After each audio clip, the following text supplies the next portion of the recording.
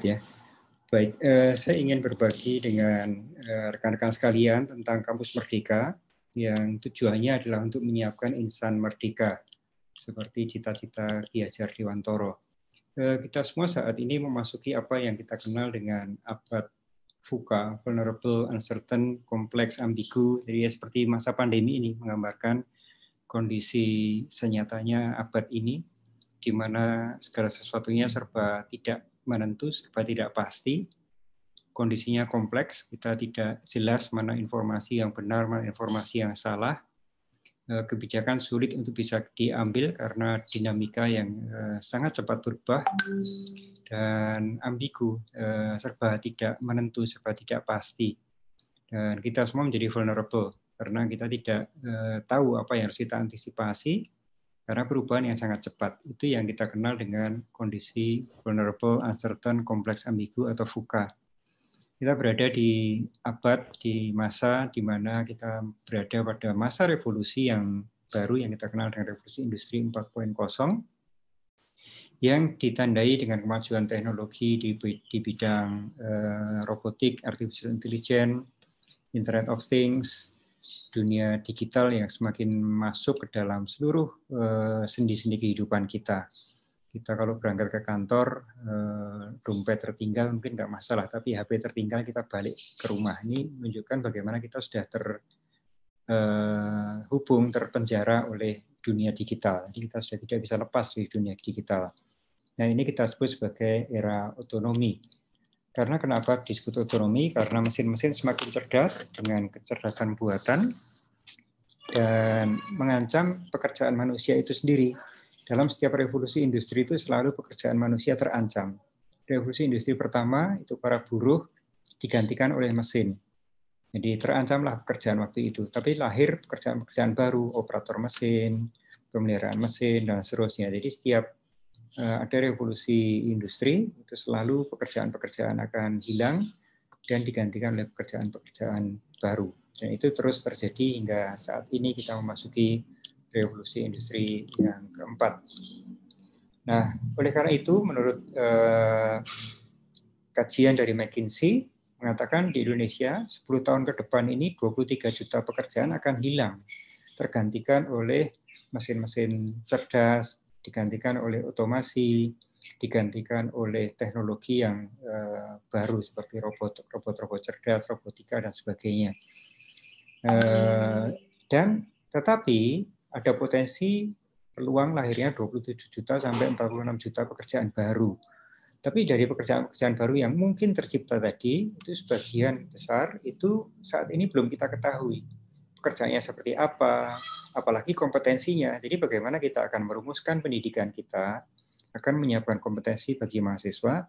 Kalau kompetensi ketika mereka lulus pun kita tidak tahu kebutuhannya seperti apa. Nah, inilah yang menyebabkan kita harus menulis ulang tentang kurikulum, menulis ulang tentang pembelajaran, menulis ulang tentang kompetensi. Nah, saat ini sering kita mendengar tentang keluhan dari dunia kerja, mengatakan lulusan pendidikan tinggi tidak nyambung dengan kebutuhan dunia kerja. Kompetensi yang mereka miliki tidak sesuai dengan yang dibutuhkan oleh dunia kerja. Sehingga dunia kerja harus memberikan pelatihan lagi, memberikan training-training yang seharusnya sudah disiapkan oleh perguruan tinggi. Ada sesuatu yang missing di sana, ada rantai yang terputus dari dunia pendidikan menuju ke dunia kerja. Kenapa begitu? Karena masing-masing jalan sendiri. Dunia pendidikan sibuk dengan kurikulumnya yang diperkirakan sesuai dengan kebutuhan dunia kerja. Dunia kerja terus bergerak dengan kemajuan teknologi dan mendorong efisiensi dan produktivitasnya. Tidak pernah berkomunikasi. Mahasiswa tidak pernah mengenal dunia kerja sampai dia lulus. Ketika lulus baru dia masuk dunia kerja, terkaget-kaget, kok seperti ini. Dulu saya tidak diajarkan, yang diajarkan saya seperti ini. Saya diajari teori, tidak pernah praktek. Nah, oleh karena itu di sini ada yang missing, ada yang broken di situ. Demikian pula dengan penelitian. Dosen meneliti ribuan paper, ribuan buku kalau diterbitkan itu mungkin ditumpuk sudah sampai ke bulan. Tetapi kenapa tidak dimanfaatkan oleh industri? Karena perguruan tinggi tadi jalan sendiri, industri dunia nyata jalan sendiri. Nah, inilah yang menjadi tantangan kita. Nah, oleh karena itu, di masa VUCA ini, tiada lain bagi pendidikan, terutama pendidikan tinggi, untuk melakukan revolusi pendidikan juga, menuju revolusi pendidikan 4.0. Kalau pendidikan 3.0 itu orientasinya kita menyiapkan lulusan dengan kompetensi yang fit dengan kebutuhan industri saat itu.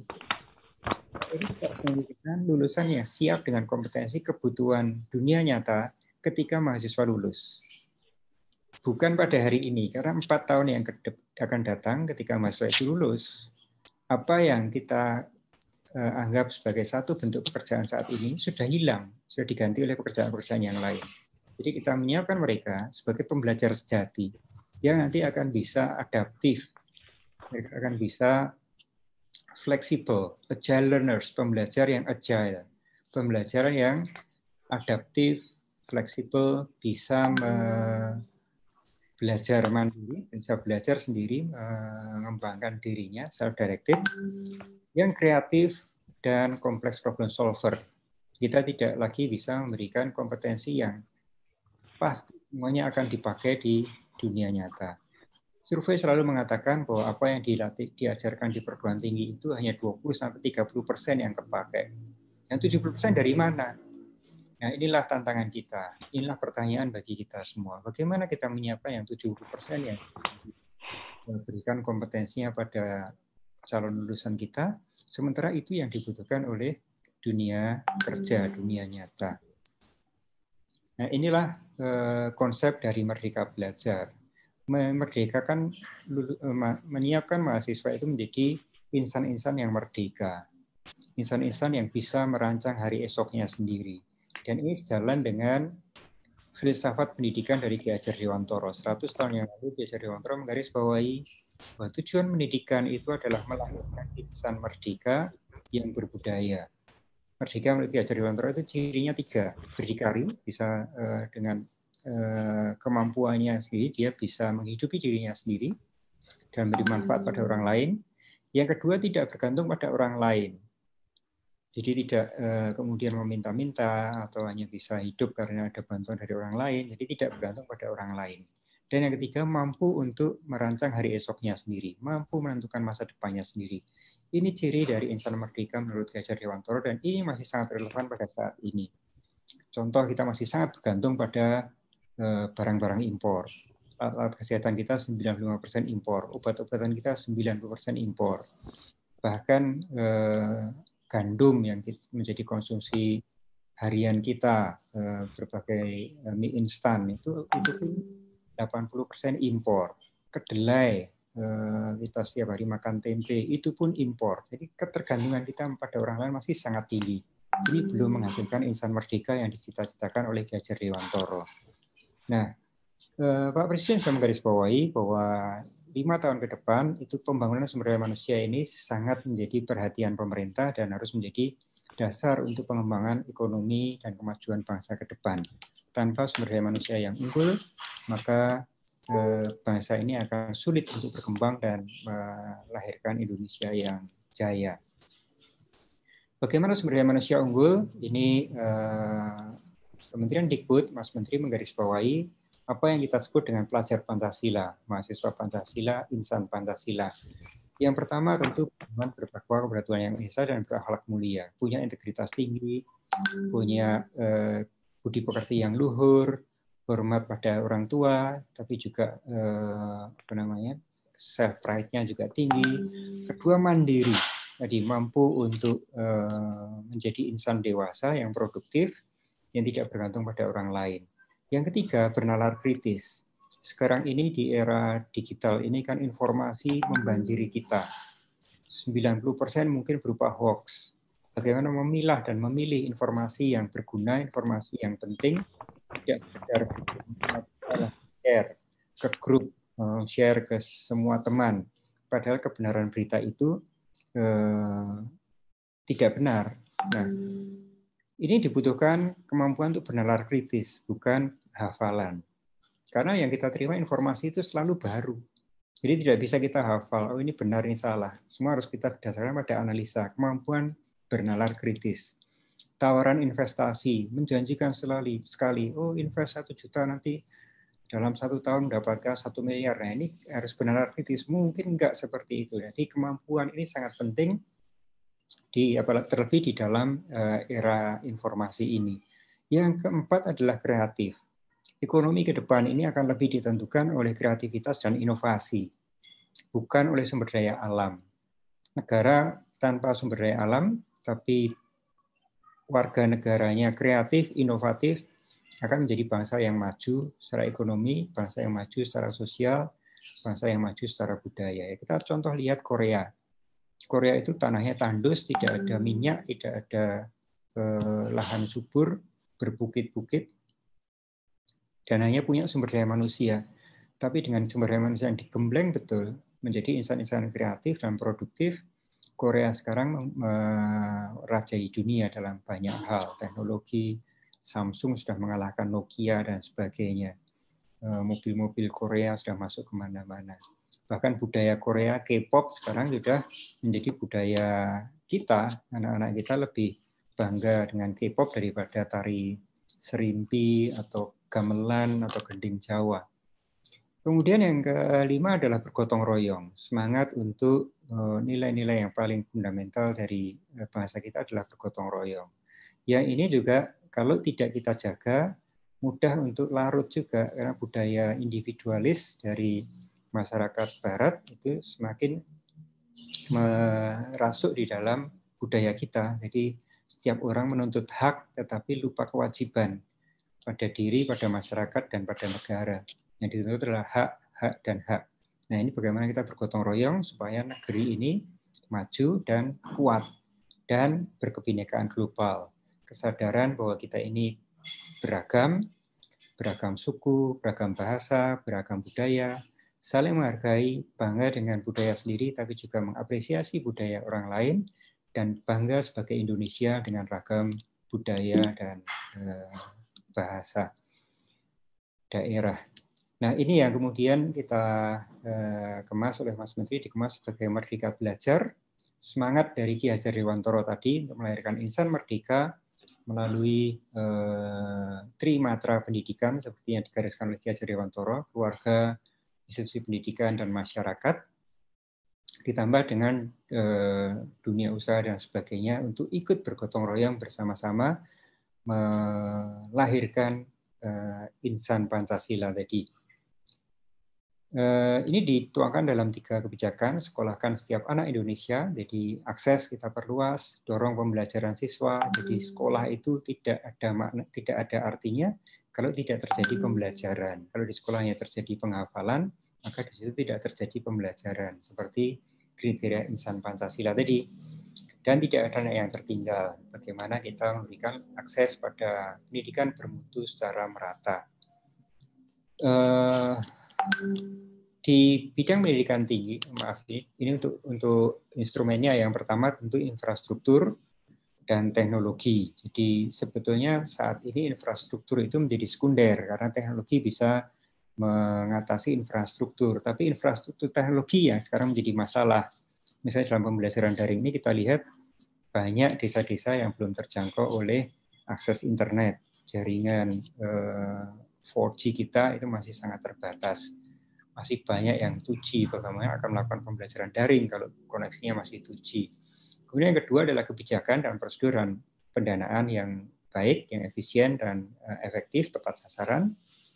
Yang ketiga adalah leadership, kepemimpinan, gotong royong masyarakat, dan unsur budaya sebagai fundamental untuk membangun etos kerja, semangat untuk belajar, dan seterusnya.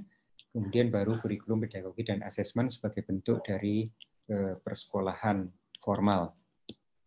Di bidang pendidikan tinggi, pembentukan karakter unggul tadi kita tekankan melalui 6 hal. Pertama adalah penguatan gender education, pemahaman wawasan kebangsaan dan bela negara, sangat penting. Kita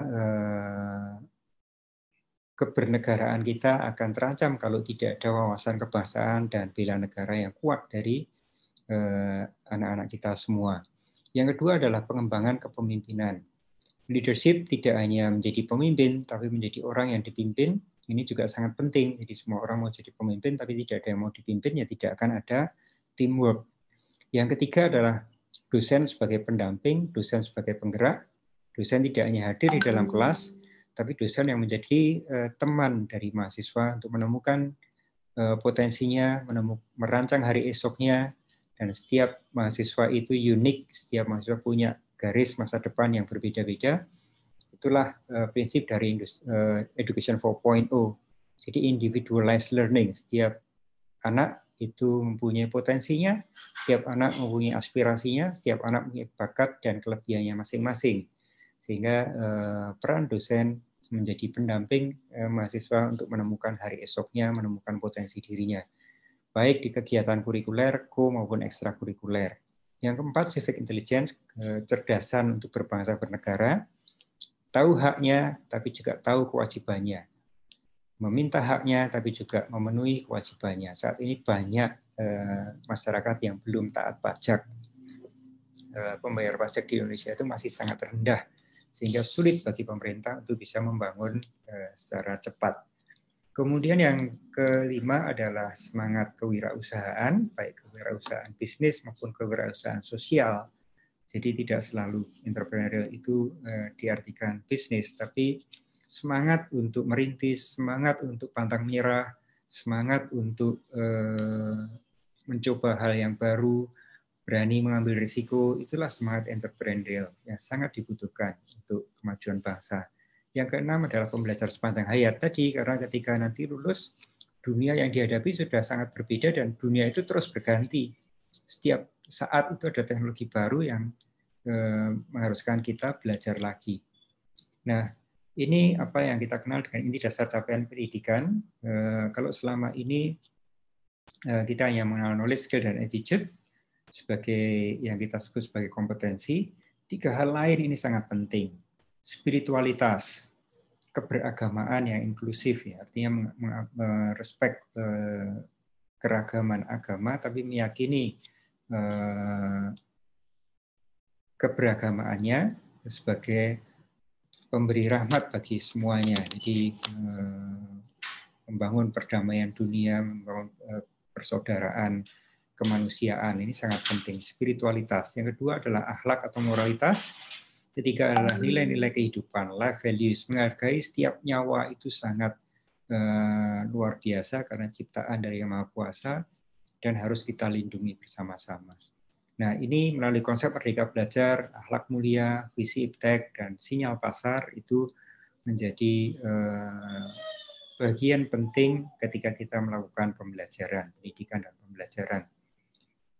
Tadi kompetensi-kompetensi yang dibutuhkan di revolusi industri 4.0 ini, kewirausahaan, intrapreneurial, kemampuan interaksi sosial, kemampuan data analitik sekarang sudah sangat penting, jadi karena banjir informasi yang melanda kita. Sekarang mata uang yang berlaku itu bukan lagi rupiah, bukan lagi dolar, tapi data. Data itu menjadi mata uang saat ini. Kemudian inovasi dan kreatif skills, lifelong learning, self-directed, adaptive skills, global knowledge and orientation, sehingga open-minded ya, itu kuat, mudah menerima perbedaan pendapat, mudah berargumentasi tanpa membawa emosi. Nah, ini dituangkan dalam 4 kebijakan di pendidikan tinggi, kampus Merdeka. Yang pertama, maaf, Bapak Nizam, waktunya 5 menit lagi. Baik. Yang pertama, pembukaan program studi yang relevan dengan kebutuhan dunia kerja itu diperlancar. Kedua, sistem akreditasi yang didorong pada akreditasi internasional. Ketiga, perguruan tinggi negeri didorong berbadan hukum dan hak belajar bagi mahasiswa 3 semester di luar program studi.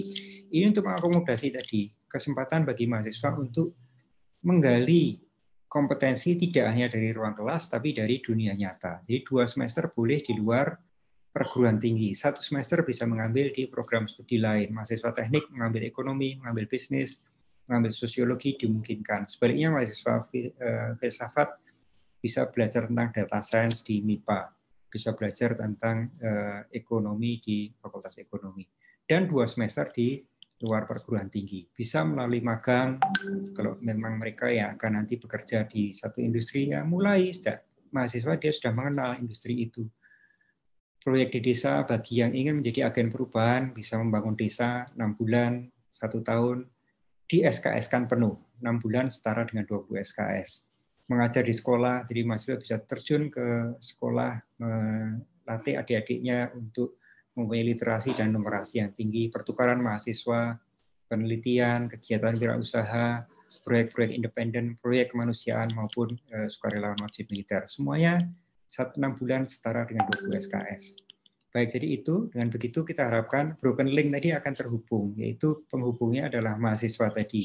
Antara dunia perguruan tinggi dan dunia kerja terhubung melalui mahasiswa yang kita cemplungkan di tempat magang tadi selama 6 bulan sampai 12 bulan dibimbing oleh dosennya. Sehingga masalah-masalah yang ditemui di industri akan mengalir ke perguruan tinggi dan sebaliknya hasil-hasil riset perguruan tinggi akan mengalir ke dunia industri melalui mahasiswa magang tadi. Dan mahasiswa bersama-sama kita besarkan, kita jadikan sumber daya manusia unggul bersama-sama antara dunia kerja dan perguruan tinggi. Jadi tidak ada lagi yang namanya broken link atau missing link. Dan sinergi pentahelix antara pemerintah, dunia usaha, dunia industri, perguruan tinggi, masyarakat akan terjadi. Jadi kira-kira itu sebagai gambaran tentang Kampus Merdeka, Merdeka Belajar. Dan terakhir, kita semua yakin bahwa setiap anak itu lahir sebagai jenius, tapi kadang-kadang proses kehidupan justru menjadikan mereka manusia biasa-biasa saja, dan kita tidak ingin pendidikan justru menghilangkan para jenius tadi dan menjadikan mereka menjadi manusia-manusia yang tidak unggul. Terima kasih. Wassalamualaikum warahmatullahi wabarakatuh.